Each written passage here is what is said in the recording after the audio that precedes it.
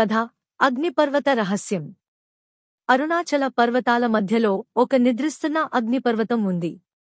గ్రామస్థులు దానిని దేవుని ద్వారం అని పిలుస్తారు. ఎవరు దగ్గరికి వెళ్ళినా రహస్యమైన శబ్దాలు వినిపిస్తాయి. ఒకరోజు యువకుడు విహాన్ తన స్నేహితులతో కలిసి ఆ పర్వతాన్ని ఎక్కాలని నిర్ణయించాడు. రాత్రి సమయంలో ఆకాశం ఎర్రగా మారింది. పర్వతం లోపల నుండి వెలుగులు, గర్జనలు వినిపించాయి. విహాన్ ధైర్యంగా లోపలికి అడుగుపెట్టాడు. అక్కడ అతనికి ప్రాచీన శిలాద్వారం కనిపించింది. దానిపై రహస్య లిపులు చెక్కబడి ఉన్నాయి. అతను వాటిని చదివిన వెంటనే ద్వారం తెరుచుకుంది.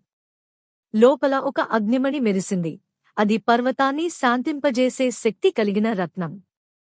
విహాన్ దానిని తాకగానే పర్వతం నిశ్శబ్దమైంది. గ్రామం రక్షించబడింది. ఆ రోజు నుండి విహాన్ పేరు అగ్నిపర్వత వీరుడు గా చరిత్రలో నిలిచిపోయింది.